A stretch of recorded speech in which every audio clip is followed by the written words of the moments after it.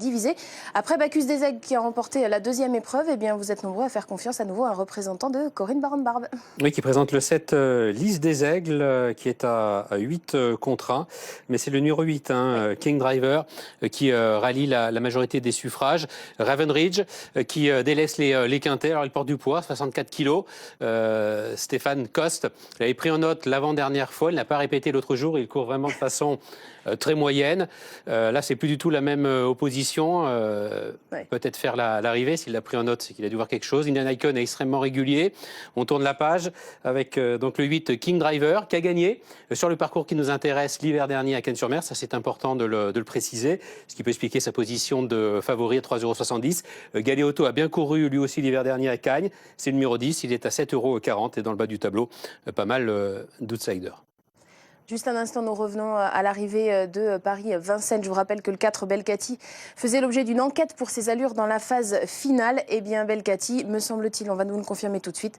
Voilà, le numéro 4 n'apparaît plus en début de combinaison. Belcati a donc été disqualifié. L'arrivée reste provisoire, mais elle est la suivante. 6, 11, 3, 10 et 8. On reviendra sur le résultat d'enquête juste après être parti. Sur mer, King Driver est votre préféré. Eh bien, ça tombe bien, on en parle tout de suite avec son entraîneur qui est au micro de Frédéric.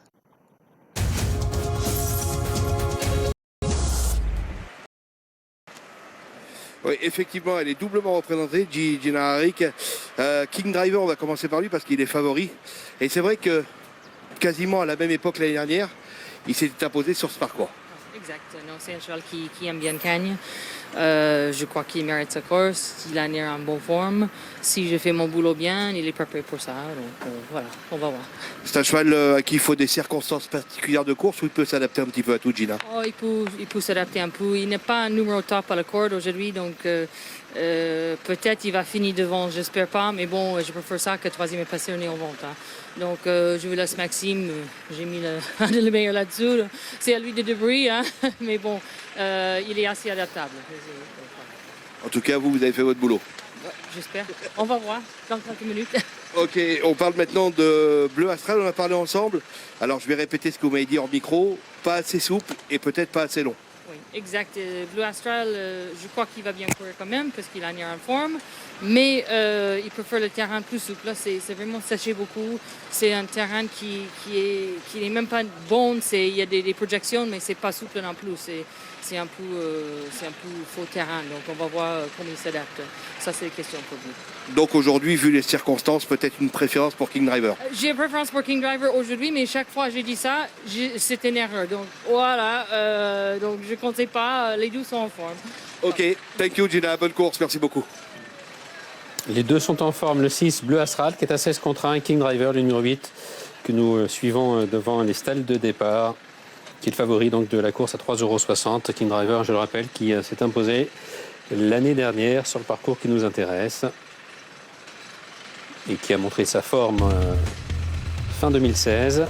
Il a pas mal d'atouts dans son jeu tout de même. Indian Icon est un cheval très régulier, c'est le numéro 3. Il a 2 points de moins. Il est désormais entraîné par Christian Scandella, qui s'en est porté acquéreur suite à sa dernière sortie. Alors Indian Icon, il a réalisé une très belle saison 2016, puisqu'il était 12 fois sur 16 en 2016 dans les 3 premiers. Donc 4 victoires, alternant les bonnes courses sur gazon et sur PSF. Lui aussi porte du poids, 63,5 kg. C'est la particularité de cette course. La référence qui contraint les meilleurs chevaux de l'épreuve à porter beaucoup de poids. C'est le cas de Raven Ridge, 64 kg, le numéro 1. Le Raven Ridge, c'est un 0 sur 10 pointé dans les quintets. Il était en 41 de valeur quand il a commencé sa série de courses dans les quintets. Il est mieux placé au fil de ses échecs. Il est en valeur 32. Cheval qui n'est pas trop régulier. C'était pas si mal que ça. Je charriais un petit peu Stéphane tout à l'heure, mais c'est vrai que c'était pas si mal que ça l'avant-dernière fois à Deauville.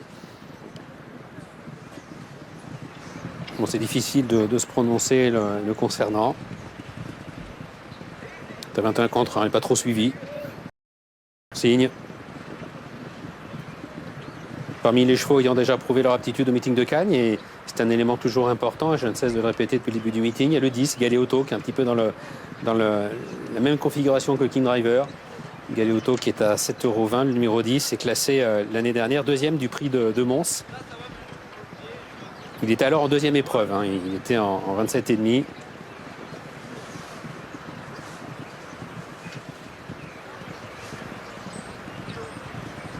Il est ici, Galeotto. Donc attention à lui, un cheval qui aime bien Cagne. 7,50 €.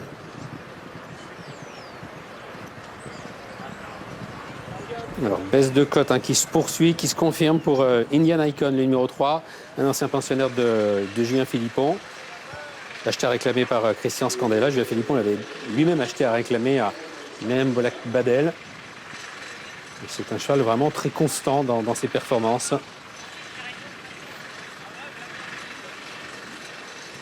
Ravenridge avec sa jolie peau. Très belle tête ce cheval Ravenridge qui fait figure d'outsider.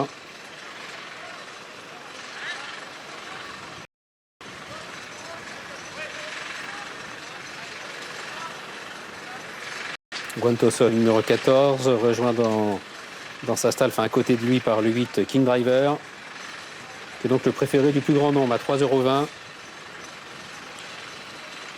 C'est le préféré de Gina Harry qui se fétiche un peu.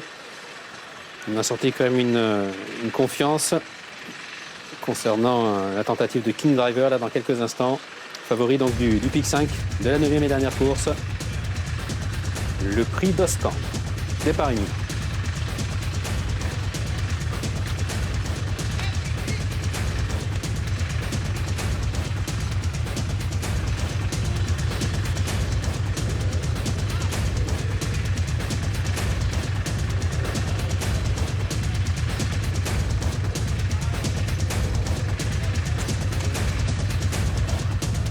Le 5, SS qui fait des difficultés. C'est un vainqueur de quintet lui aussi, mais ça remonte tout de même. Excellence pour le pic 5 de la 9e et dernière épreuve du prix d'Ostende. Avec Victory de Rebec, le numéro 4, qui a pris le meilleur départ, qui est tout de suite en tête. SLS qui vient en deuxième position. Indian Icon avec sa nouvelle Kazakh qui est en troisième position, précédant le 2, Silver, le numéro 15, Endio, venant ensuite, le favori d'épreuve, c'est le numéro 8, King Driver, Kazakh rouge, manche blanche, qui est pour le moment en 6-7e position, avec le numéro 9, Spellbound, qui est au milieu du peloton, l'As Ravenridge, qui est également au milieu du peloton, le 7, Lys des Aigles, venant un peu plus loin, précédant le numéro 11, Candy Heart, Galeotto, le 10, patiente pour le moment à l'arrière de ce peloton, avec le 13, Viva Cuba. Et c'est pour le moment le 12, Smoky City, qui ferme la marche. La ligne d'en face, Victory de Rebec qui a l'avantage. Un peloton qui commence à s'étirer sous son impulsion. Indian Icon, le 3 qui est deuxième. SLS qui est en troisième position. Le 2, Silver, venant ensuite, précédent, le Bleu Astral. Endio vient un peu plus loin, précédent l'As Ravenridge. Spellbound qui est au milieu du peloton, avec King Driver qui est à son extérieur. Lys des Aigles dans la deuxième moitié du peloton, avec Candy Heart qui patiente à l'arrière-garde, tout comme le 10, le Galeotto. Le numéro 13, Viva Cuba, côté corde, en antépénultième position. Le 14, Guantosol, qui est pour le moment avant-dernier. Et c'est le 12, Smoky City, qui ferme la marche. Le tournant final, le tournant dit de la cantine avec le 4, Victory de Rebec qui a l'avantage. Indian Icon qui est deuxième. SLS qui est en troisième position, précédant le 2, Silver avec le 6, Bleu Astral qui vient ensuite. Le 15, Endio dans le dos des animateurs. Ravenridge qui est côté corde, avec Lys des Aigles, le numéro 7, qui est contraint de négocier le tournant nez au vent, avec à son intérieur la présence du favori, le 8, King Driver. Le Galeotto est un petit peu plus loin. Et le numéro 12, Smoky City, qui est lancé tout à l'extérieur par Frank Foresi. Ligne d'arrivée, Ravenridge côté corde, qui passe à l'offensive avec SLS qui est là, Victory de Rebec au centre qui a toujours le meilleur, Indian Icon qui semble rentrer dans le rang, puis Bleu Astral qui s'annonce à l'extérieur avec le King Driver qui vient un petit peu plus loin avec côté corde, Ravenridge qui a pris l'avantage sur le numéro 5 SLS avec Bleu Astral qui termine bien tout à l'extérieur, Ravenridge qui a toujours l'avantage avec Endio qui termine bien ainsi que le numéro 6 Bleu Astral, Ravenridge qui a toujours le meilleur, King Driver qui termine bien, qui sera deuxième, la troisième place peut-être pour le 6 Bleu Astral. Oui, Ravenridge qui s'impose le numéro 1 avec David Michaud en selle. Pour les places c'est plus pointu, il y a pas mal de chevaux, il y a le favori le 8 qui a très bien terminé à l'extérieur du numéro 6 Bleu Astral, et également me semble-t-il Endio le numéro 15, ou je dis une bêtise, oui c'est bien Endio avec l'écharpe. Le numéro 3 me semble-t-il Indian Icon, c'est bien ça Gianni? Oui, on va revoir le passage du poteau d'arrivée avec Raven Ridge qui a eu un très bon parcours côté corde. Tout s'est ouvert puisque la majorité du peloton et la majorité des jockeys a décidé de venir au centre de la piste. Et tout s'est ouvert pour Raven Ridge qui s'impose sur la lourde charge de 64 kg. C'est vrai qu'il ne courait pas face à des chevaux de quintet. 29 contre 1. Ouais. Tout en le charriant de mettre l'accent sur sa candidature. Enfin, non pas en charriant Raven Ridge, mais Stéphane qui l'avait repéré.